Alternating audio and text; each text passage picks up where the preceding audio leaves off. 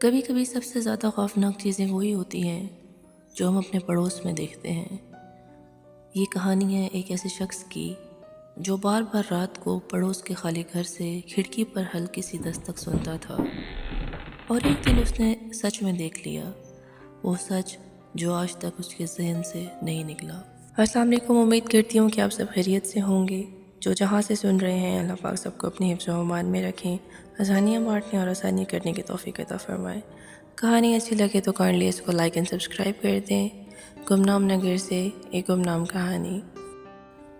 اس محلے میں ایک پرانا مکان تھا۔ کئی سالوں سے وہاں ایک فیملی رہتی تھی، مگر 6 مہینے پہلے اچانک وہ سب کہیں منتقل ہو گئے تھے۔ اچانک کہیں جانے کا سبب ان کے سمجھ نہیں آیا۔ وہ مکان خالی پڑا تھا، بجلی کٹی ہوئی تھی اور کھڑکیاں اندر باہر سے بند تھیں۔ لیکن ایک بات وہاں بہت عجیب تھی، رات کو اکثر ایسا لگتا تھا کہ وہاں کوئی موجود ہے۔ منصور جو آئین سامنے رہتا تھا، پہلی بار رات کو 2 بجے اس نے وہ آواز سنی، کھڑکی پر ہلکی سی دستک۔ پہلے تو اس نے سوچا کہ شاید ہوا ہے یا کوئی جانور ہے، مگر یہ دستک ہر رات اسی وقت، اسی تال اور اسی وقت کیوں آتی ہے، اور ایک ہی تسلسل سے ٹک ٹک ٹک۔ پہلی 2 راتوں کو اس نے خود کو بہلایا، مگر تیسری رات اس نے ہمت کی اور پردے کے پیچھے سے جھانکا۔ سامنے کا مکان اندھیرے میں ڈوبا ہوا تھا، مگر کھڑکی پر جیسی اس کی نظر پڑی تو وہ حیران رہ گیا۔ اس کو یوں محسوس ہوا جیسے کھڑکی کے پاس کوئی حرکت ہے۔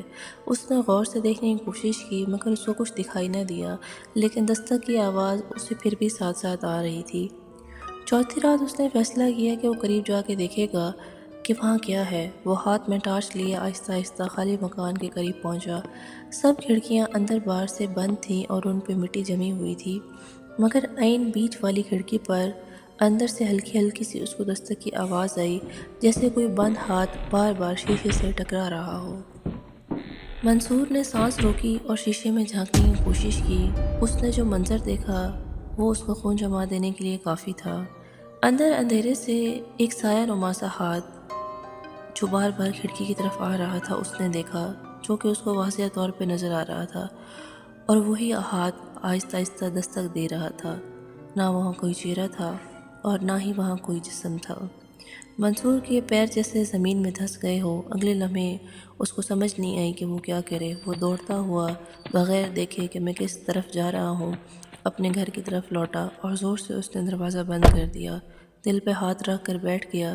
اس نے خود کو سمجھایا کہ شاید یہ اس کی نظر کا دھوکہ ہے، وہ پچھلے ہفتے سے یہی تسلسل سے سارا کچھ سوچ رہا ہے، تو شاید اسی وجہ سے وہ جو کچھ سوچ رہا ہے وہی اس کو نظر آ رہا ہے۔ لیکن اس کے باوجود بھی یہ ساری چیزیں اس کا دل ماننے کو تیار نہیں تھا کہ جو اس نے دیکھا ہے وہ اس کی نظر کا دھوکہ بھی ہو سکتا ہے۔ منصور جو کچھ دیکھ چکا تھا، اب وہ جانتا تھا کہ وہ اس کا وہم نہیں ہے۔ اس نے ایک بار پھر کوشش کی۔ اس نے کہا، میں آخری دفعہ کوشش کرتا ہوں کہ واقعی میرا وہم ہے یا واقعی اس کھڑکی کی طرف کوئی ہے۔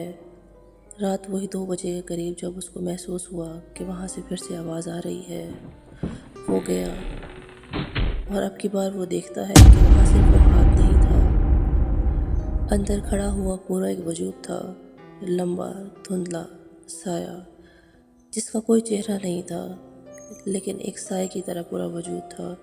وہ سایہ کھڑکی سے اندر کی طرف اس کو گھور رہا تھا، اور اسی طرح اس کا ہاتھ بار بار شیشے کی طرف ٹکرا رہا تھا۔ کھڑکی پر ابھی مسلسل دستک ہو رہی تھی۔ منصور کے کانوں میں دھیمی سی سرگوشی ہوئی، کھڑکی کھولو۔ خوف کے مارے منصور نے چیخ ماری اور گھر کی طرف اس نے دوڑ لگا دی۔ وہ اتنی بری طرح گھبرا گیا تھا اور اس طرح بھاگا تھا جس طرح بھاگنے کا حق ہوتا ہے۔ اگلی صبح منصور نے پولیس کو بلوایا اور بتا دیا کہ یہ گھر آسیب زدہ ہے، یہ گھر ٹھیک نہیں ہے۔ انہوں نے مکان کی تلاشی لی، وہاں کوئی فریج، کوئی بجلی، کوئی فرنیچر، کچھ بھی موجود نہیں تھا۔ کھڑکی پہ اتنی صدیوں کی مٹی جمی ہوئی تھی جس طرح 6 مہینے سے نہیں 6 سالوں سے بد پڑا ہو۔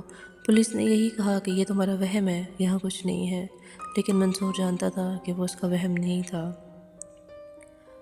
اگلی صبح اس نے دوبارہ ہمت نہیں کی کہ اس مکان کی طرف وہ دیکھے بھی۔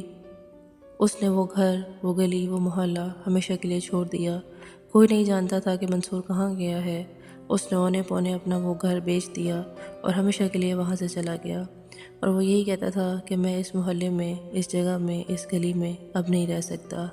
جو لوگ آج بھی وہاں رہتے ہیں وہ کہتے ہیں کہ وہ گھر آج بھی ویران اور خالی پڑا ہے، اور آج بھی ایک مخصوص ٹائم کے بعد اس کھڑکی کے پاس سے ایک دستک آتی ہے۔